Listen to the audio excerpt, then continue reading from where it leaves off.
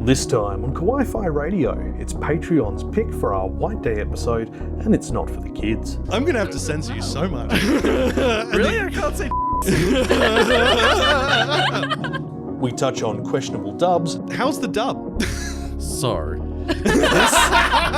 this is Aaron's bargain bin find. And don't click that pop-up. Don't click on links that say there's single cougars in your area. Single anime ladies in your area. They're real. Oh my god. And in my area? Ooh. Ava launch! Tetsuo! Kaneda! Oni-chan? It's over 9,000! Configure the language logic interface for Japanese. Kawaii-Fi.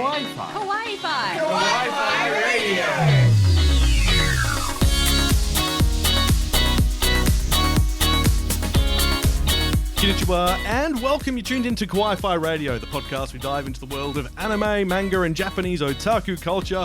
I'm Kyle, and with me is Aaron. Yo. And Tifa. Hello. And it's Tifa's last episode for a while because she's moving away and leaving us. She hates us. Comment sorry.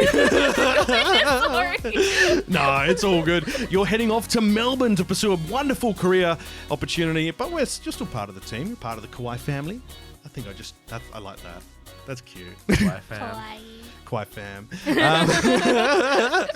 fam. So you still will be on podcasts occasionally remotely and sometimes when you're over here for conventions and other things, but very exciting journeys ahead for you. We're looking forward to hearing all about it. Now this episode, it's our new annual White Day special, as voted for by our Patreon members. So let's get this disclaimer out of the way first. There will be titties. No! This episode topic is for mature audiences 18 years and over or under parental supervision, though I'd recommend waiting because I can't imagine anyone in their right mind who would think of anything more awkward than watching this show with your family. Yeah. So, don't, please, both for your sanity and ours. Now, we put 4 shows to our Patreon members to vote on us to cover, and they have chosen Shimoneta, a boring world where the concept of dirty jokes doesn't exist. Yeah. So like our regular podcast. Yeah. Dirty jokes do not exist on this podcast. What are you talking about? No. Now, where am I? If you are new to the podcast, welcome. We also have a YouTube channel where you can watch the video version and a Patreon where we share that additional content, including opportunities to vote and the whole other podcast, the pre-show. So lots of opportunities there for you to connect if you're interested. If you sound like you are, details in the episode description. But let's get started with what we've been watching. I have no idea how old I am or where I came from. Nani? Ohio? Hang time! I gotta go! I have to know. Hooray! I did the thing. Oni-chan, nani wo miru? What we're watching. All right, Aaron.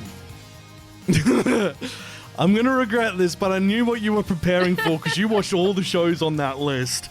What have you been watching the past fortnight? And please keep it as, shall we say, subdued as possible. Titties. Oh, right. I'm going to have to censor you so much. Really? I can't say titties? We're still trying to stay PG before anyway, It's a natural you've been watching body Queen's part. Blade. Yes. Okay. So, Queen's Blade, what's it about? The PG version of the explanation Yes, of please. the plot of the story? As PG as you can keep it. Okay, so there's a tournament to decide who's going to be the next queen. The angels sort of showcase it to everyone. Like they put up screens in public areas so that people can watch these battles. So it's God approved. Yes.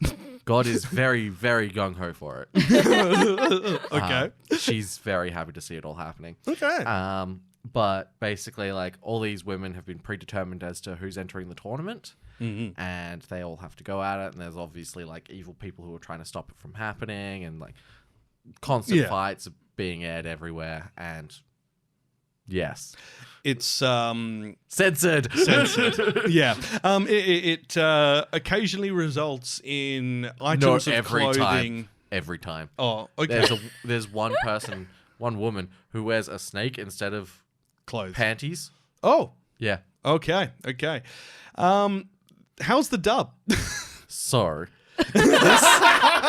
this is Aaron's bargain bin find, like a $5 hentai that I picked up, and I was like, okay. Got it with the English dub, and I've got to say, it is horrendous. You remember those early dubs where like the female characters had those insanely high-pitched voices that just grate on you? Yeah. Yeah. Yeah. Oh, lovely. Rating out of 10? Do I have to? No. You're like, as Kenny likes to say, it's a hard maybe. I'll give it a 4, but that's only because of censored. Are you just going to take the audio clip of me saying censored and then post it over everything that's... Yes. No. Anyway, where can you watch it? Bargain bins. Fair enough. You may be required to get a Vupen and learn how get your captaincy for a boat potentially. Go out sailing a bit maybe. It's not. I wouldn't say it's a beloved series, but there are games. So that may be an alternative way to access the story. All right, let's move on to something from this season, which I've been watching, and that is Metallic Rogue / Rouge. I was going to say, isn't it Rouge? It is Rouge. I keep calling it Rogue because I'm an idiot. Oh, okay. Metallic Rogue sounds like a cool adventure RPG sort of thing. Yeah. Like, you're a heavily armored rogue, which is stupid. I mean, also, yes. So this is set in the future. It is on a... The distant year 2000X. 2000X? No, 2XXX. So yeah, it's like the 2100s or something. There is a city on Mars where it's all set because, of course, Mars. The world now has artificial intelligence and androids wandering around, and it's... Creating really bad art. No, thankfully not. How come that guy's got 2 thumbs? It's a world where both androids and humans live together, but androids are treated like second-class citizens by the populace in general. They aren't legally. And androids, to keep themselves operating, require an injection every day. And it's a type of like special fluid. If they don't have it, their system completely shuts down. And I think it was probably like a safeguard sort of thing. They have the laws of robotics, as you'd expect, so, don't hurt humans and so on. But what's going on in it, it seems that there are like a group of super powerful androids who have basically made themselves immortal, and they kind of like appear in the public and then disappear for 30, 40 years, sort of like the vampire idea, where they appear for a long time, they play around a lot, and then they hide so no one remembers them, then come back out. And the main character, Rouge, I don't know. The bats. I know that's The all I'm bats. thinking right now. I always called her Rogue. I know. I'm Kyle, illiterate. we need to go get you checked for dyslexia. Oh, I have that, so it's fine. Okay. Well. Dyslexia, ADD, ADHD. It's a great mix. me this prescription for daily sex. This is why there have been no dedicated videos on the channel for a while. ADD is a hell of a drug. So Rouge is the main character. She appears to be an android girl as well, and she is investigating what is happening with these, super androids, if you will, these immortal beings who are basically kind of, by the sounds of it, are like the dark underbelly, which is directing society in the direction they want by manipulating people and so on. And some of them are very in public locations, like the first episode is focused on a singer who has connections with like... what would you call them? Politicians and company presidents and all that, and uses her wiles to kind of direct them slightly towards certain things she wants done. And, it's a lot of question of, are they one of these people? Are they not? Are they just a manipulative android? Are they not? And where is the line drawn? And what do these androids do? And it's really well done. And she kind of gets directions through a little remote bird, and you event that bird. Is it Vivi? No. No, it's all right. That bird, it was just used temporarily, like for the first 10 minutes, and the girl who's controlling it shows up. So yeah, it's a lot of fun. It's original anime, so I don't know how well it's going to stick the landing. So far, I've enjoyed it. I think I'm about 4 episodes in because just like with Tifa, I've been flat tack with everything with the new job coming up, finishing the current job, planning a wedding, and organising stuff with the house. So it's one of the few I have kept up on. Am trying to keep up on, but it's very good. I can highly recommend it. It's on Crunchyroll because. Most things are now. Or Billy. Oh, Billy. Now, this next one I've been reading, and Tifa, you've also read some of it, and that's Dandadan, which we recently discussed is getting an anime adaptation, which is going to be interesting because it's a little bit. It's going to be on Disney, isn't it? Yeah. It's gonna, I don't know how. Actually, no, I do know how because Disney Plus's new advertisement is the shows you expect and those you don't. Yeah. So Shogun. Yeah. I've seen Shogun. No, but it's on the to watch list. It looks really good. Didn't that win like a heap of awards? It's only just come out. Oh, so really? I haven't won anything Oh, yet. okay. Well, but I know. there's award-winning directors and producers and stuff like that. That makes sense. That might be where the confusion is. I'm easily confused. It is known. It is known. It is known. Don't go into the cave with Zubats. Anyway, very smooth. Anyway, Dandadan is really beautifully drawn. I love the art style. The character designs are really good. It's about a guy and a girl in school who previously had no connection, but the guy believes in aliens and the girl believes in the supernatural, and they don't believe one another. So then they go and the guy sends the girl to a place where he's pretty sure UFOs appear, and she sends him to a place where she's pretty sure a spirit appears. So he has to deal with Turbo Granny. And you don't run from Turbo Granny because if she overtakes you, she takes your. I do recall you sending that panel in. Yes, and the aliens want to take people's banana organs. Yep. You can use my censor bar if you want. No, that's the literal phrase. Yeah, it's The aliens want to take their banana fish. That's banana boat. I know. Too many bananas. Yeah. Oh God. Anyway. In pajamas? This is getting an anime adaptation. Both you and I think you said you read the first 10 chapters. What did you think of it? I liked it. Yeah. I thought it was interesting. It's been a while. I think it's got like 65 or 70 chapters now. Is it a weekly? I don't know if it's weekly or monthly. Yeah.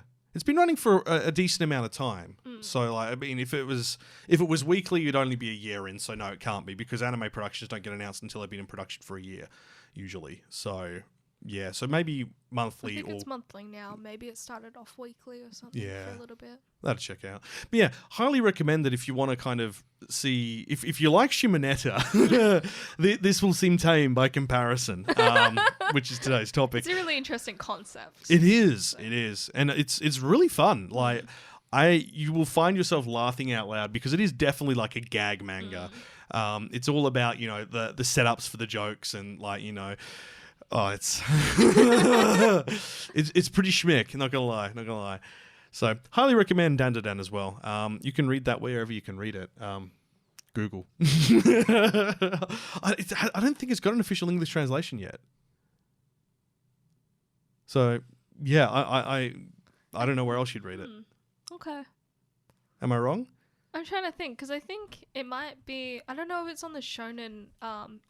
I think I've seen it on the Shonen. Yeah. But I don't think it has many chapters. Is what I'm thinking. It is on the Viz Shonen Jump app. And it... Oh, okay. I was wrong. It's more than 60 chapters. It's up to chapter 148. Because you can buy the volumes in English. So. It is a weekly. 142 chapters. So there you go. You can read on viz.com. Looks like... first 3 chapters are free to read, and the 3 most recent chapters are free to read. So you can read it, see if you like it, go from there. But yeah, I'm just dirty and bad and jump on whatever website I can find it on, which pops up first in the search. So go figure. And that's why Kyle has viruses. That's why I am a sick puppy, but unfortunately it's not in a good way. Anyway. Fully sick, bruh. Yeah. Okay. I took it a different way. Oh, yeah. No. Okay. Clarification. I get sick really easily. I have a bad immune system. So what have you been watching or reading something? Let us know over in the comments section below or over on social media. But before I shoot myself in the foot anymore, let's jump on to this episode's main topic, Shimoneta. Kawaii-Fi radio. I think I watched that as a kid. Oh yeah, I remember that. Back Catalogue. Alrighty, let's continue digging my hole.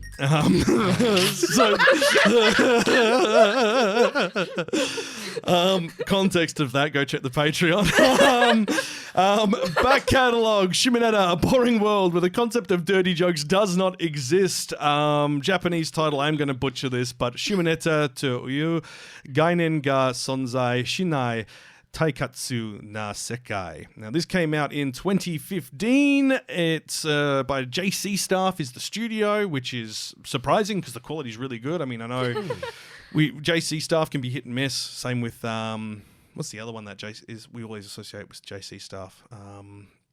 There's JC Staff and I'm not going to remember it. It's not important then. There's 2 which have a very similar art style, and both of them kind of hit and miss.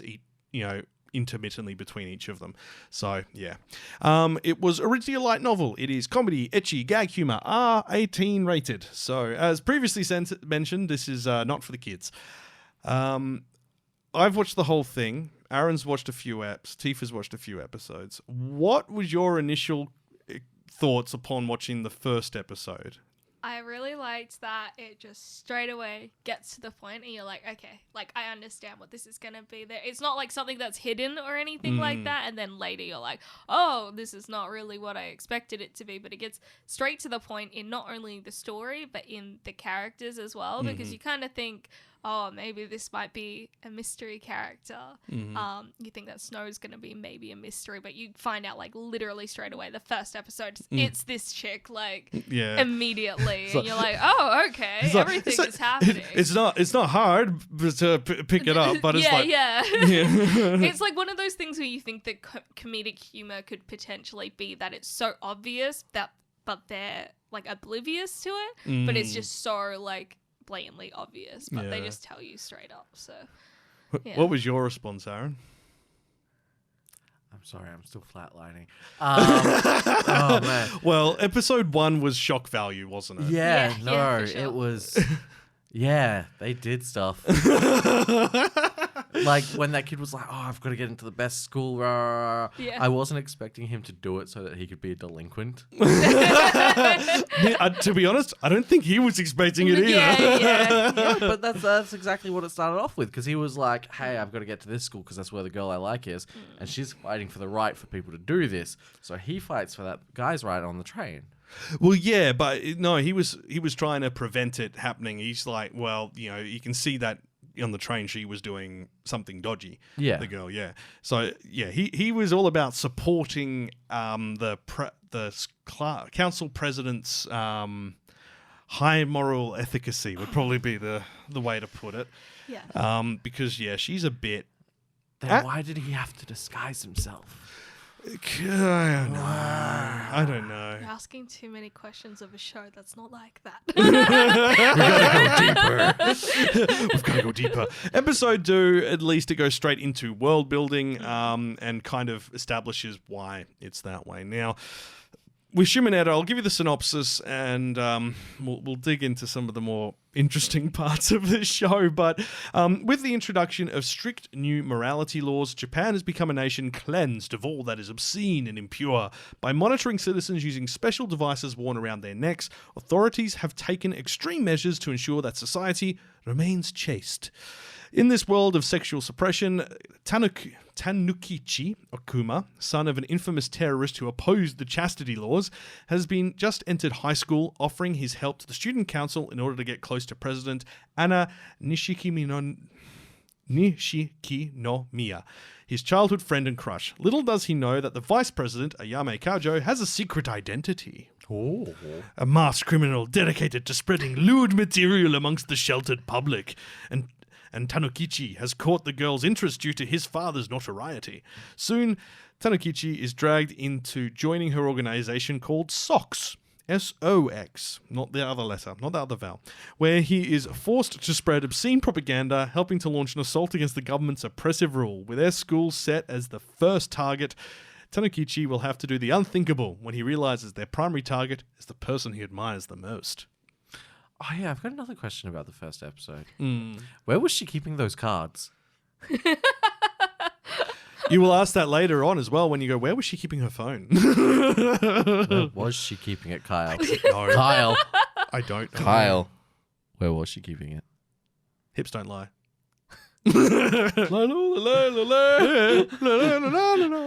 Anyway, now one thing we do need to note, the anime, we're not sure if it actually adapts the whole light novel. I think it's only like the first core of it.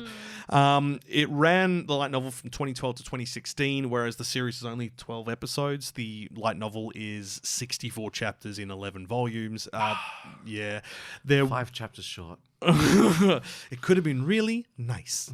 Manga adaptation started in 2014 and that ran for 23 chapters or 4 volumes. Now that ends up being about the length of the anime, but apparently it takes a kind of different winding path with the story and ends up at the same place as the anime does. So it also doesn't adapt the whole light novels. And I don't know if for those who have read light novels, I struggle to read them. So Really? yeah, it might be because of the ones I've tried to read, like the Konosuba light novels and the sort of online those novels. aren't, like, the greatest. The writing style's not great. Yeah. Do you know what's really good though? Is if you listen to audiobooks of light novels. Oh. It's like really fun. I don't know why. It's just super fun and it's not like really, really long or anything like that. But yeah.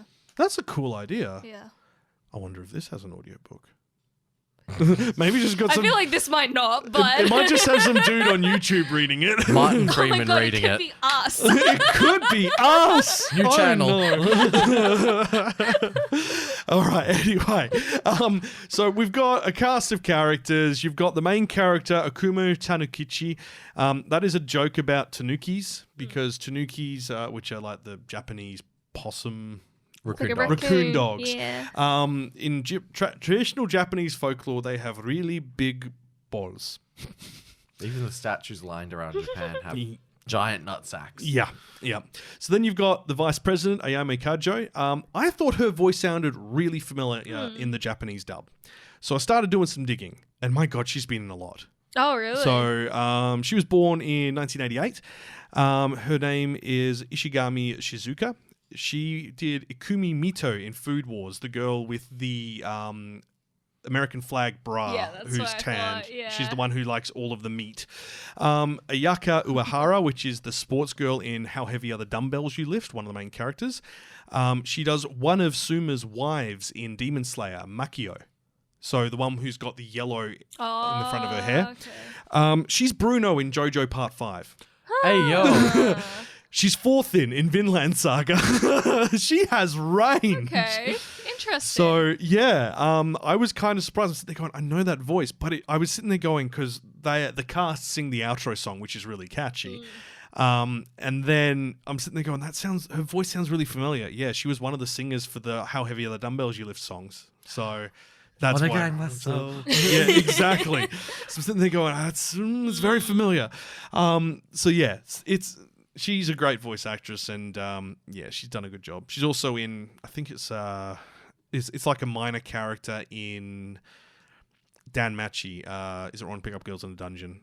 Who's been in like every season. She's like the waitress who works at the restaurant with the grey hair and the green dress. But yeah, she's got a lot on her repertoire, so good on her. But yeah, council president, that is Anna Nishikinomiya. Her mum is the reason that there is chastity laws, and I'm going to wager a bet it's because her mum was wild in her youth and then was like, I became a prude, not going to let anyone do this, along with her husband. And then you've got the treasurer, Goriki Raiki, who is a gorilla. I mean, he looks like a gorilla, but he becomes an amazing, important character because he's hilarious. Yeah. Also, like, one of the girls who joins the team starts creating dojins of both Gurura and the main character. Yeah. Of course. Yeah, and that becomes a major hit with the girls, and actually, because at some point they get an opportunity to kind of adjust what books are on the list of banned topics, and they take that book off the list. So it's actually legal to hold it. Yeah, I know, right? Are they underage? Yeah, but Japan. I was about to say Japan law though is different from our law. Yeah, this too. The show's a pretty interesting commentary though, isn't it? Like, Yeah. it's talking about censorship, surveillance, and how restricting people's freedom of expression can backfire badly.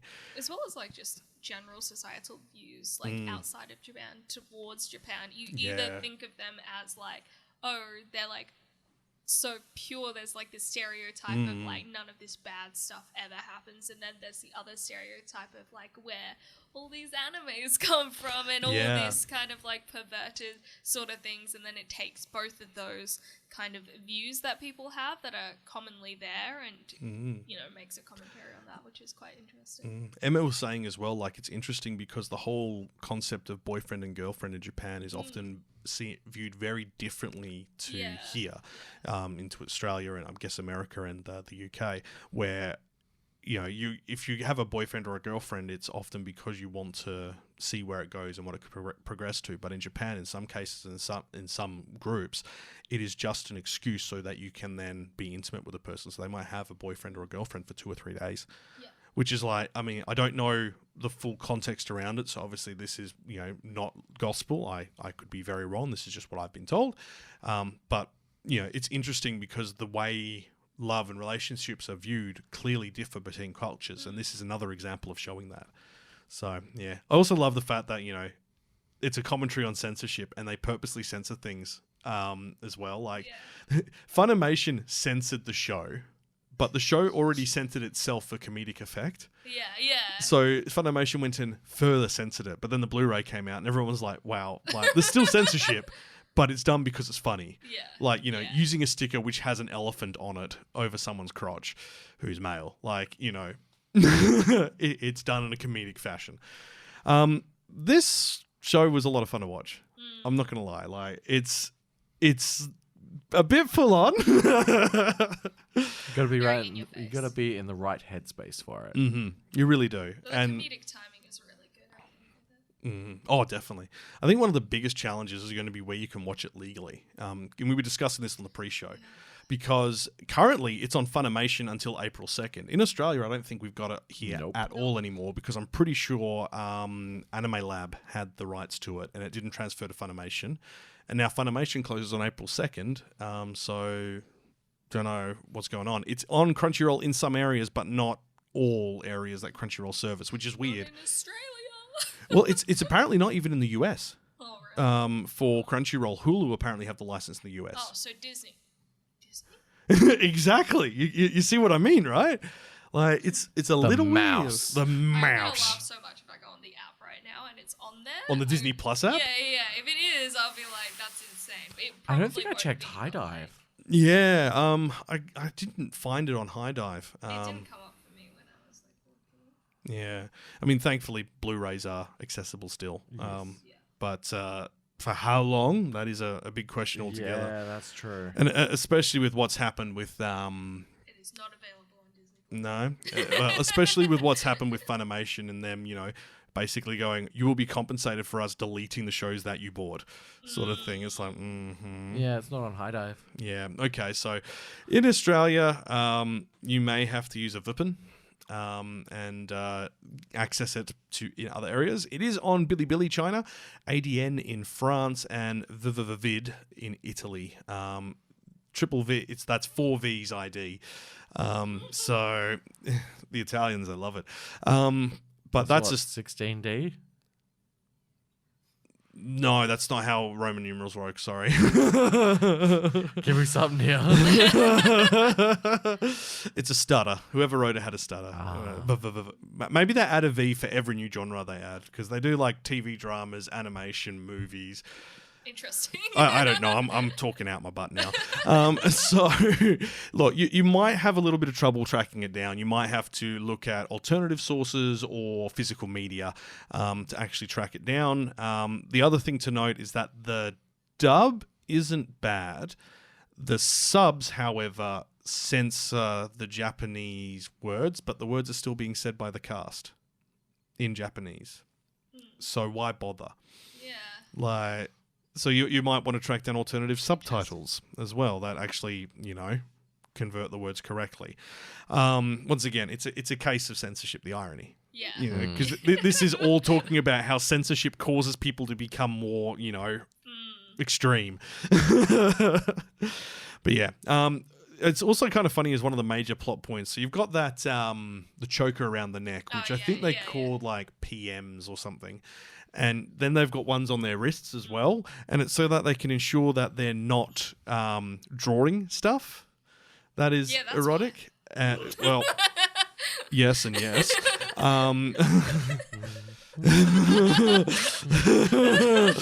Yeah, exactly. I know, right? So one of the main characters actually has to use her mouth to draw. Yeah, I know. Why not use your feet to draw? That's a fetish. Well, it's a common thing with artists who lose their arms. Yeah. That's a valid point. And they did suggest mouth or feet, and she went for mouth because she's a weirdo. So, but you can't hold the brush. It's hand drawn, and she's using the flat, wide pencils, the ones that are often used by carpenters. Yeah, but then it's because normal art supplies are also restricted to prevent it. Yeah. Anyway, this is a show which is unhinged. It is very ecchi. There is nudity. There is very suggestive scenes. There are scenes which are, I think, if someone applied a filter, if we put it that way, to some of those scenes, you could very instantly turn them into an X-rated product. Because they are very full on in some areas. You mean the flies? Yes, I mean the flies and all the other bugs. Yes. However, those remain censored because they didn't animate that because they're not sickos. The opening sequence always has something different in it, which I thought was fun. It kind of like there's this weird monologue in the middle of the song where it then shows you some snippets of what's happening in the rest of the episode, and the outro has at the very end of it like a 3 shots back to back where it's the two main characters, the guy and the girl, naked but censored using lines, and then always another cast member. And I'm so disappointed that I didn't find one where they did the butler because that would have been hilarious. No, Aaron, bad. But yeah, it's good fun. Look, I really enjoyed it. Me and Emma binged the whole thing in one day. We watched all 12 episodes around taking cats to vets, going shopping, cooking, and all the adult stuff you have to do. Adult stuff? No. I must say, don't watch this anywhere where you can be observed. Do not watch it. Do not watch it on public transport unless you're in the back seat. Do not watch it on a plane because you will get pulled off the plane. And do not watch it with family members. It's really funny, but just like a lot of these ecchi shows, the last thing you want is someone to walk in and see you watching this and misunderstand the situation. Yeah. There's a Facebook group called TV shows when my parents walk in. And it's just like exclusively screenshots of like the worst parts of TV shows, like regular TV shows, but they have like that one moment and that's when your parent walks in. Like, excuse me. Anything HBO makes. Yeah. I've watched Game of Thrones with my mom. I think I watched some of it with my folks, but not Your a mom's lot. cool though. Yeah. Your mum is very cool, actually. She even lent you a car today. Yeah, she did. Well, she actually lent it to me for a week. So. Oh, good on her. The M in MVP stands for mum, specifically Tifa's.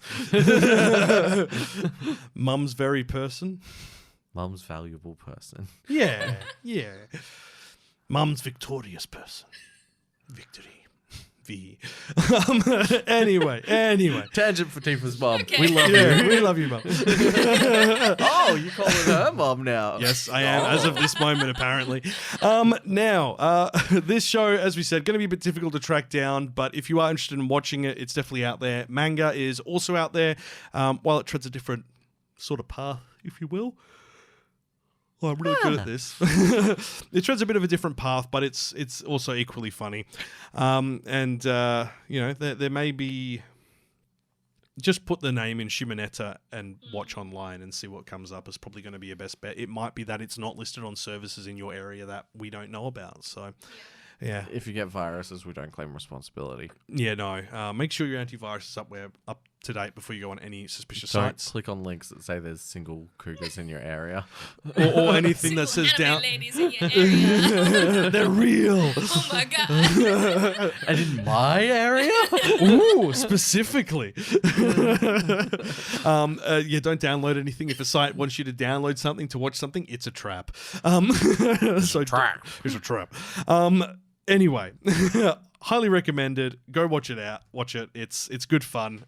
It's definitely fitting for a raunchy, lewd show, I would say. And the character even wears white for White Day. Oh, no. Okay, well, we might be running a little bit ahead on this, but let's jump into the news, because we do unfortunately have some bad news to talk about. Right after talking about this. Yeah, that's... Wow. Whiplash. This is why we have idents to break things up. Kawaii-Fi Radio. Tonight on Anime Communique. Great story, compelling and rich. Nothing brings ratings up like a little controversy. All right, always plenty kicking around as usual, but we can't not talk about probably the biggest news item of the year so far, if I'm honest.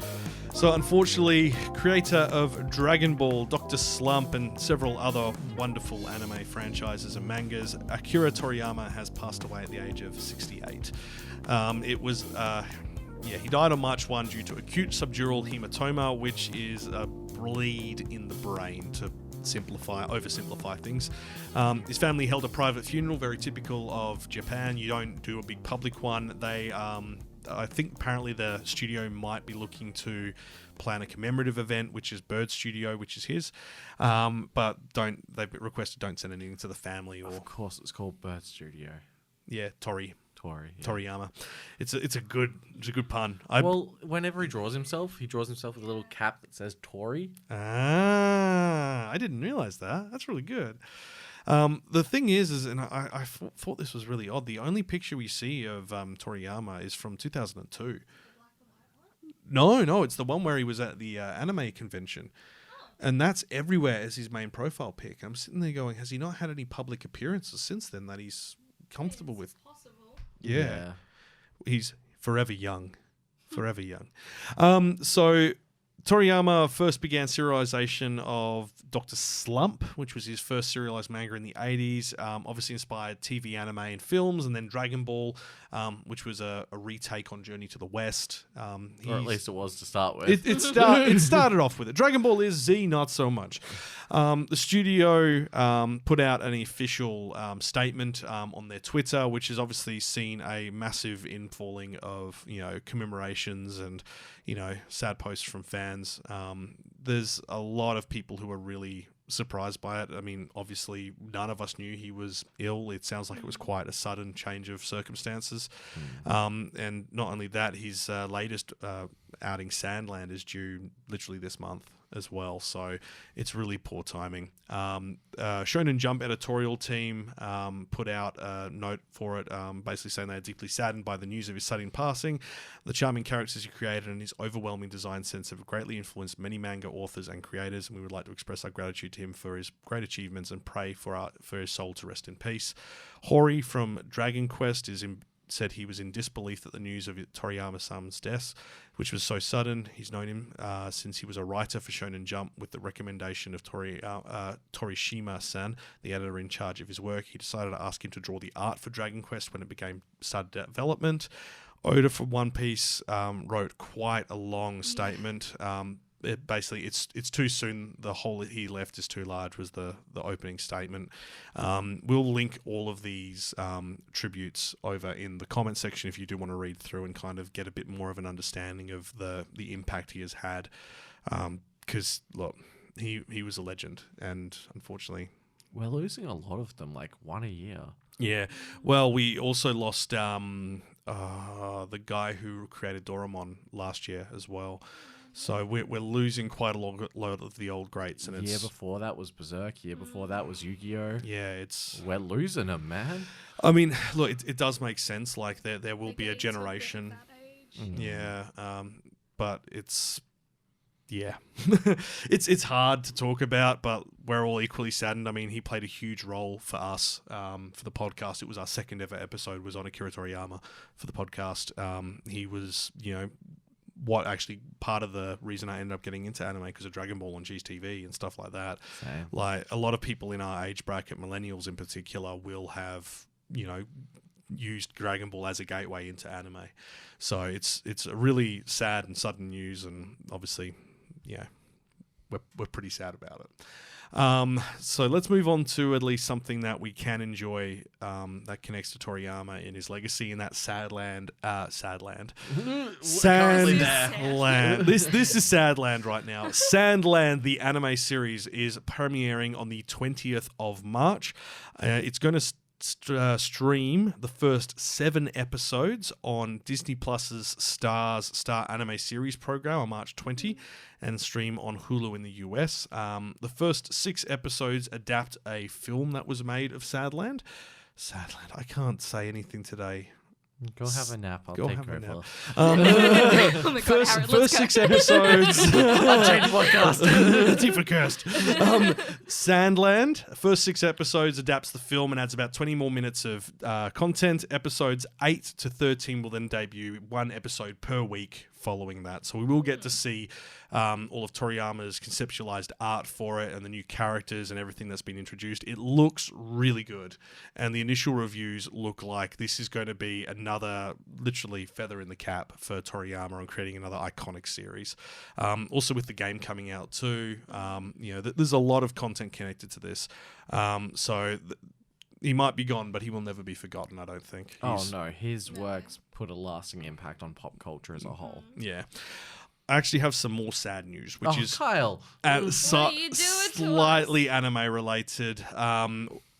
Rooster Teeth is being shut down by Warner Bros. Now, why are we talking about this? This is an anime podcast. Well, they recently started doing anime-based productions with anime studios. They did have their Ruby franchise, which had a reboot with an animation studio in Japan, Ice Queendom. And they also worked with Polygon Pictures for Transformers War of Cybertron's animated series as well. Okay. So they assisted on that. So they were getting more into that area. This literally looks like classic Warner Brothers, classic big studio. They got hold of some smaller studios, decided which ones they're going to cut, because they're saying it's the challenges facing digital media resulting from the fundamental shifts in consumer behavior and monetization across platforms, advertising, and patronage. I.e., no one's signing up to our streaming platform, so we're cutting stuff because we realized that we've overflooded the market. Yeah, what a surprise. Look, there's still a final season of Red vs. Blue, which is going to come out in American fall this year. They're still making that? Yeah, I know, right? What? Yeah. So that should wrap everything up, hopefully. It'll probably be a very, very sad ending, and then Caboose will ruin it. If he's still around. It's been a long time since I watched it. It's another loss. Not as obviously strong as... Yeah. So is what's going to happen that they're going to finish Red versus Blue and then they're going to make a new company and then they're going to start on Helldivers 2? I'd love that. I can see that. That. Yeah. Okay, so that's some of the other bad news. Let's talk good news. Helldivers 2. Wow. Demon Slayer Hashira Training Arc is going to premiere on May 12th. So they are going to air 2 Swordsmith Village compilation specials on May the 4th and 5th beforehand as kind of like a... They're already airing something in cinemas now. Yeah, it's apparently finished airing. That's finished airing, but this is like another recap. Another Another recap. Another one. Another one. Yeah. So there's now a trailer out that you can have a look at. This is kind of like the next major arc of the franchise before they kind of go into the final arc. What do you think about all of these like cinema releases for particular episodes, specifically with Demon Slayer? How they just take the last 2 and the first of the whatever the next season is and put it in the cinema because Mugen Train film did really well. So I've never bothered going to any. I've went to Mugen Train because it was a film, and then they made it a series. It was like, well, I haven't actually watched the Mugen Train arc of the series. I've watched the film. So much better. Yeah, I watched the arc and not the movie. Oh, really? Yeah. Wow. Like, don't get me wrong. I saw the movie like 3 or 4 times. Yeah. Series is way better. There's more going on. They do add like a lot of other stuff. They flesh out a lot of stuff. Because it's more time. Yeah. Yeah. Well, okay. Didn't they also do what Rengoku did before the train? Yes. Yeah, that's the first episode. Yeah. And then they also explain like why he's got all that food. Yeah. There's like really cute moments in the arc. Okay. Well, maybe I'll have to go back and watch it then. Yeah. But yeah, I don't think these should be going to cinema. I think like good on them, like especially for UFO Table, considering how much they messed up their tax situation, and then they need to get as much money back in after that. If they can do it, go for it. But I don't. For me, because it's like becoming an interesting trend. Because with JJK, they're playing a few episodes in cinema, which I think is fine because they do that with Doctor Who. Like in general, in Western audiences, they do the specials in cinema, but it's not a cinematic release. Yeah, like Demon Slayer is a cinematic release. It's it's just a showing. Yeah, well, they also do that with like concerts and stuff like that, like the Taylor Swift Eras tour. Well, I mean, to be honest, this has kind of become a recent thing. I'd say it kind of started when they had that Doctor Who anniversary special, and they were like, "Yeah, we'll put it in the cinemas," and then everyone else went, "That's not a bad idea." And what else can we put in cinemas? I mean, I'm sure there's someone else who kind of set a standard before that, but we weren't seeing a lot of concerts or things like that in cinemas other than that Andre Pacelli dude. Yes, the violins, yes. Again. Like he's been doing that for years and okay, so maybe he's to blame. Maybe, I blame Andre Pacelli. Whoever he is, the guy that does the violin thing, good on him. Look, I've never seen any of his stuff. I just see posters for him. Like, what am I meant to do? It's always that gold backdrop, though. Yeah. And then him just like... and then it's like, pictures of like the French countryside or the Italian hills or something. It's like, what's going on here? Anyway, I don't... Kawaii-Fi is now making threats against Andre Pacelli. We're going to turn you into anime character in a doujin. I mean, we've got enough AI stuff. No! Bad. He'll have 8 fingers. How good will he be on the violin? Incredible. Anyway, back to Tifa's point. Like, I don't hate the idea. It's just not something for me to put the stuff in the cinemas for it. I do realize that cinemas need new ways to get people through the door, and I guess that's probably part of it.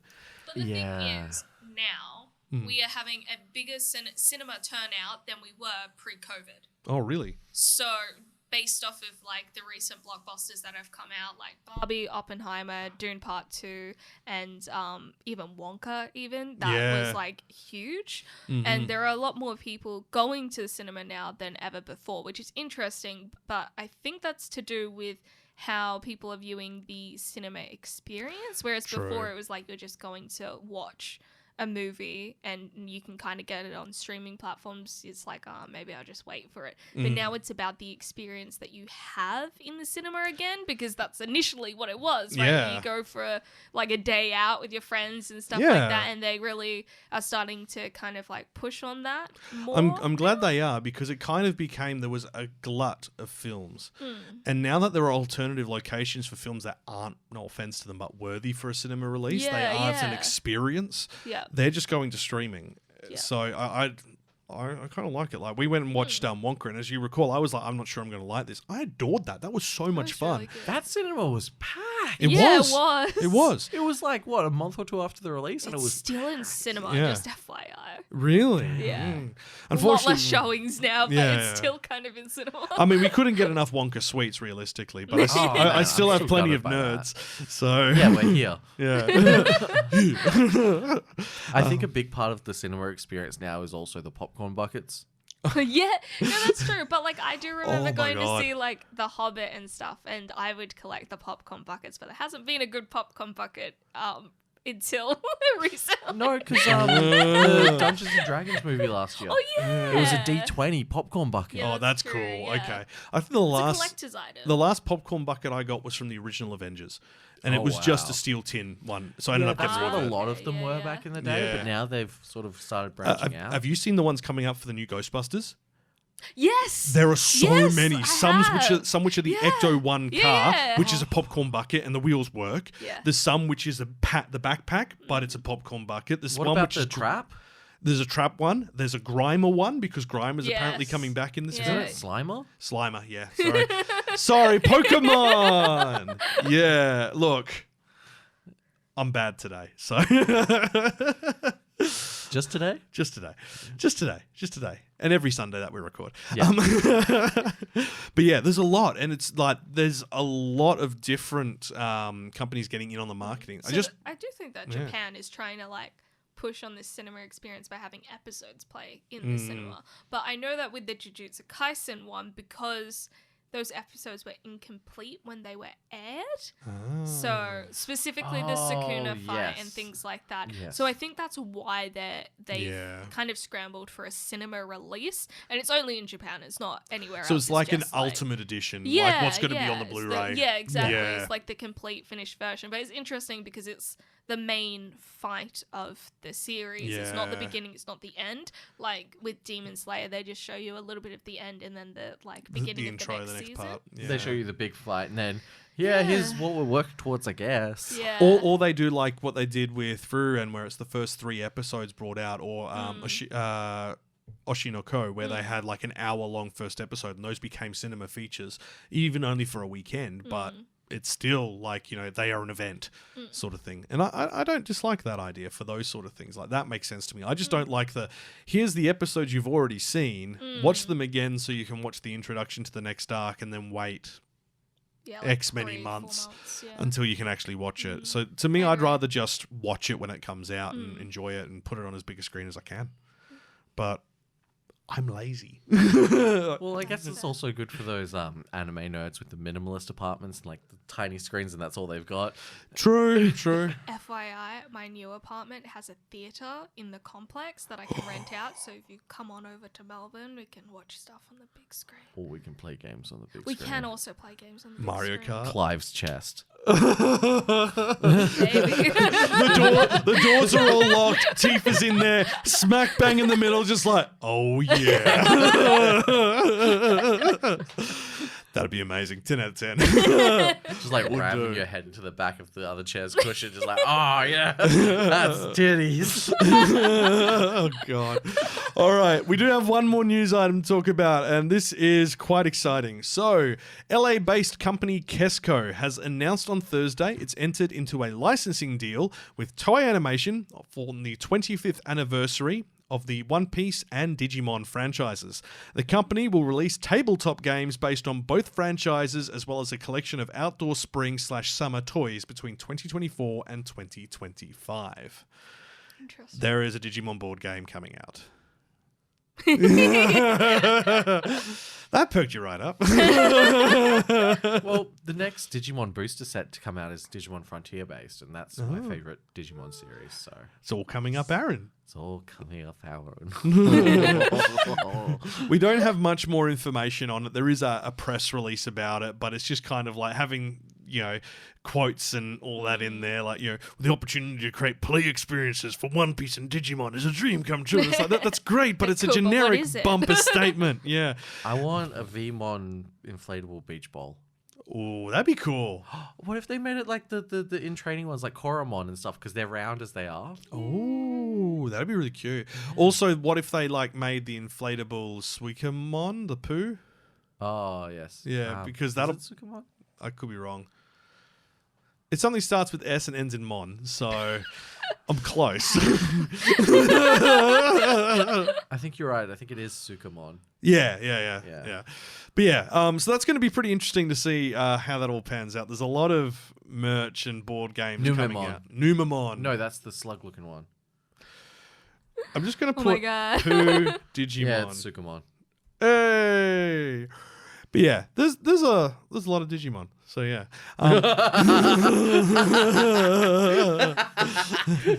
Understatement of the year.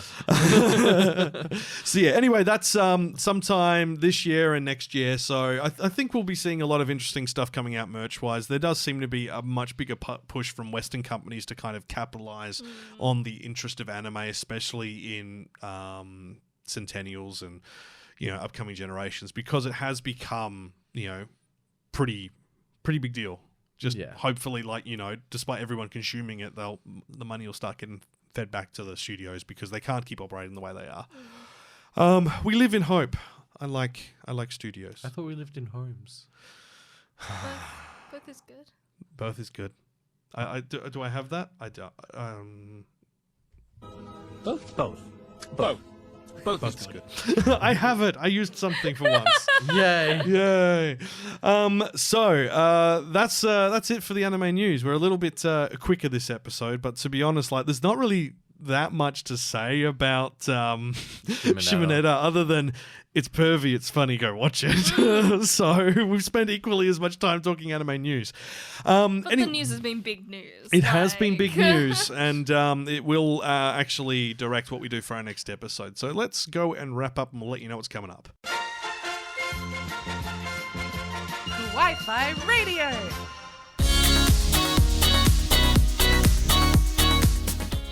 Look, I want to honor the man.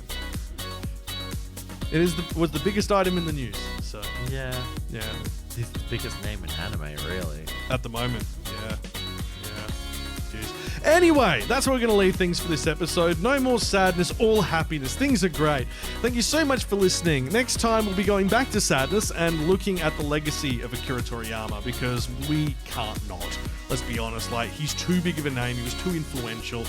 And, his series have impacted everyone, millions around the world over the past 46 years. So, as I mentioned, our second episode ever was talking about Akira Toriyama and the Broly movie. It's where me and Aaron first met. Yeah. So, yeah, episode 2.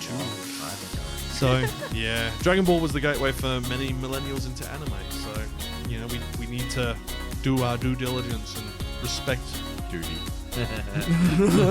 God, we need to respect the man. Now, if you have enjoyed what you've heard, well, we'd love you to hit the subscribe button, join us for future episodes. If you're watching us on YouTube, hello, hi. I forgot you were there. Yeah, we're now a video version of the podcast too, so hit that like button too, and let us know your thoughts on Shimoneta in the comments section. As always, Keep it PG. Keep it PG. There is automatic, what do you call it? Filtering. Yeah, control. I don't handle it. Not Patreon. YouTube does. It's not me. You can say what you want on our Patreon. Yes, you can. There are comment sections in Patreon. Now, on that, big thank you to our Patreon members. If you would like to support the channel and get the chance to vote on episode topics like this, follow the links in the episode description. Benefits also include extra content such as the pre-show podcast. We talked about Invincible, The Boys, manga recommendations, and what about a really big brick? So that's on there as well. Outtakes, video extras. Memberships start from $1 a month, and that does get actually to the does get you access to the pre-show podcast as well, along with any major show updates from behind the scenes. If you haven't already, socials, do them. They're there. At least for now. I don't know. We might decide to go dark. Who knows? Just all the front channels are gone. No, that'd be really dumb. That'd be I don't know. I don't know. We're all wearing black today. Well, I'm technically a navy. So are you, actually. Anyway. Tifa, thank you so much for all of your help on the podcast the last year and a half. We're going to miss you a lot. I miss everyone. Yeah, but you will be back with power. She's gonna go off and become a big-time media creator. She's gonna set up to Kennedy and Co. We'll see about that. Either way, you will still be on the podcast whenever we can line up times, because 3 hours or 2 hours, depending on the time zones. It's Daylight savings. daylight savings are a thing. Yeah, at least not for us. But thank you. It's been wonderful. Oh, thank you for having me. Yeah. And we'll just have to, drag you along digitally a lot of the time. It's Can gonna we be a lot get of like one of those tablet stands? I actually was kind of thinking that. Like, Tifa records you record the audio on your end, so it's high quality, and we just have you sitting there. Just sync it up in post; it'll be fine. Anyway, that's where we're going to leave it. We'll be back in 2 weeks' time. Thank you so much for listening. You've been listening to Kawaii-Fi Radio. Thanks for joining us, and until next time, watch some anime. There's always something.